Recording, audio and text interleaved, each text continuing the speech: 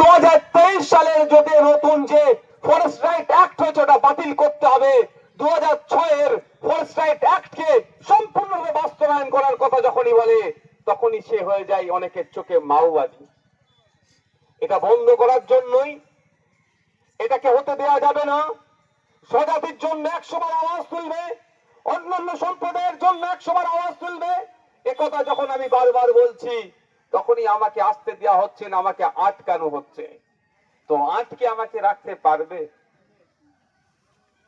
সাময়িকের জন্য আমি তো এসে পৌঁছেছি, হয়তো বড় আকারে মিটিংটা হতো, গ্রামে গ্রামে যে মানুষকে ভয় দেখিয়েছে আসতে দেয়নি, হয়তো আজকে এখানে আমাকে আসতে দিল নাই, তাদেরকে আসতে দিল না।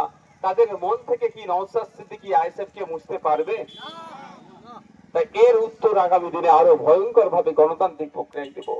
বন্ধুগণ, আজকে আমরা বিশ্ব আদিবাসী দিবস উদযাপনের সাথে সাথে আমরা অধিকার সভা করতাম হলের মধ্যে, কিন্তু আমাদের হল মালিক কাকুতি মিনতি করেছে, তাকে প্রশাসন খুব চাপ দিচ্ছে, অনেক কথা বলেছে, সেই জন্য সেই বিতর্কে আমরা জড়াইনি। রাজপথে দাঁড়িয়ে গোয়ালতরের জঙ্গলের পাশে দাঁড়িয়ে আমরা আজকে আমাদের অধিকার সভা করব। আমাদের দাবির মধ্যে বৃক্ষরোপণ সহ আমাদের দাবির মধ্যে বলা আছে যে সাঁওতালি ভাষা 2003 সালে সম্ভবত 3 সালে 22 ডিসেম্বর শিডিউলের মধ্যে অ্যাডাপ্ট হয়েছিল, গ্রহণ করেছিল।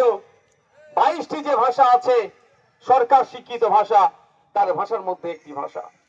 রাজ্য সরকার বারবার, কেন্দ্র সরকার বারবার আদিবাসী প্রেমী বললেও, আদিবাসীদের পক্ষ থেকে রাষ্ট্রপতি বানিয়ে দিলেও, আদিবাসীদের পক্ষ থেকে রাজ্যের মন্ত্রী বানিয়ে দিলেও প্রকৃত অর্থে আদিবাসীদের যে সমস্যাগুলো সমাধান তো দূরের কথা, সেইগুলোকে নোটিশ করা হয়নি।